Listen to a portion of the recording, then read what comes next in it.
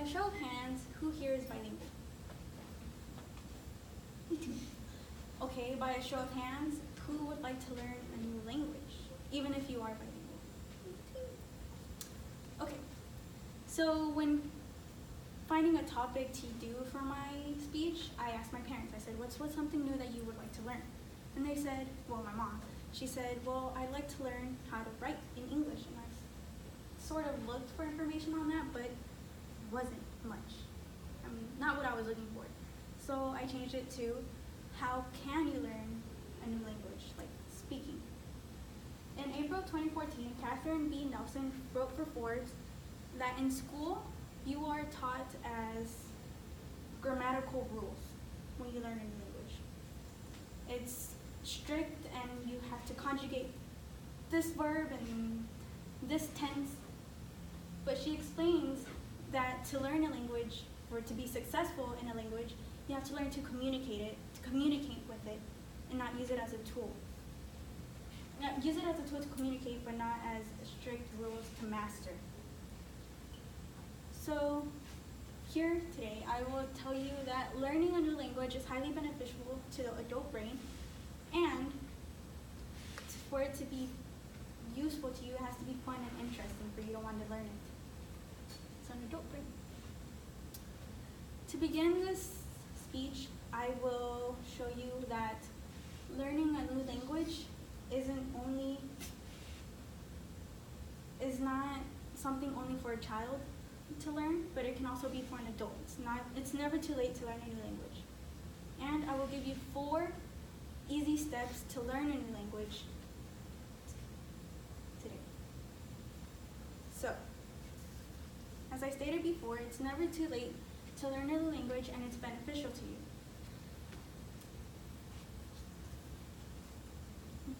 In 2018, Joshua A. Hartshorn conducted an investigation about when it's the better time to learn a new language, and he concluded that learning after 18 years of age is a lot harder. But it's never too late, because as Nicole Spector stated in NBC News of 2018,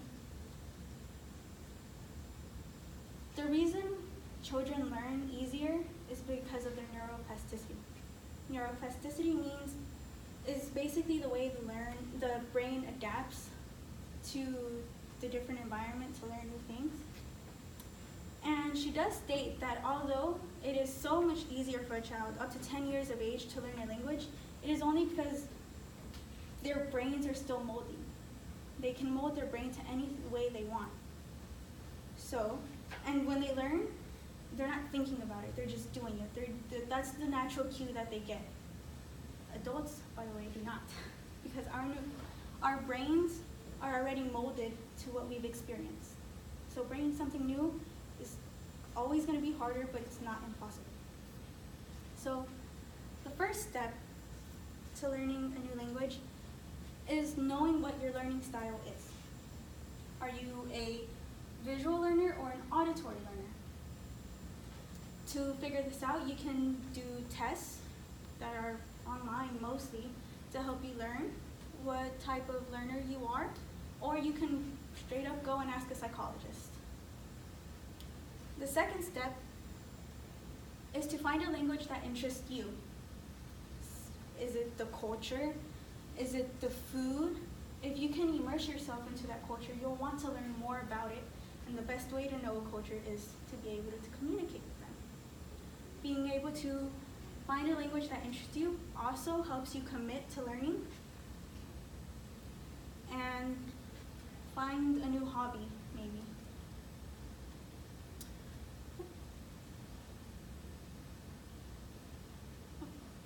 The third step is that although every language has its own challenges, it doesn't mean that it's easier or harder to learn.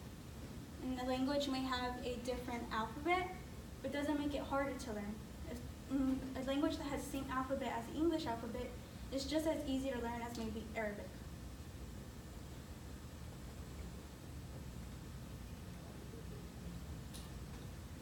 You always have to take into consideration the challenges and never let that defeat you. The fourth step is to use your resources wisely. Resources, I mean apps, books, different people. The way to do this is to help you stay consistent. You have to stay consistent when you're using apps, like using them 15 minutes daily. You can label things in your home to a chair in that language that you're learning. And you have to immerse yourself with native speakers so that you know the culture, like I said before. And this helps you stay consistent and to want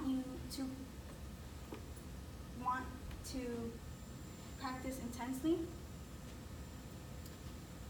To summarize, I have told you that it's never too late to learn a new language, no matter age, and the 4 steps to learning a new language.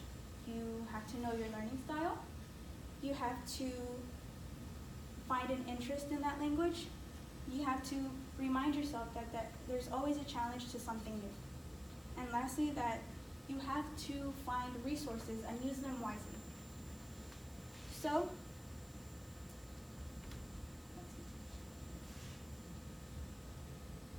when I asked my parents what something new they would learn, they told me English.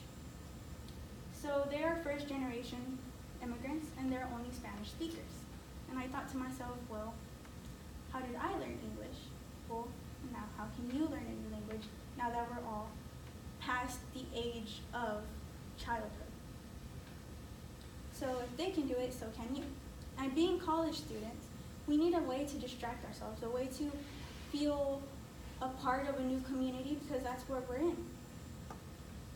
And being able to find a new language to learn, you can communicate with other people, and you can find a new interesting hobby.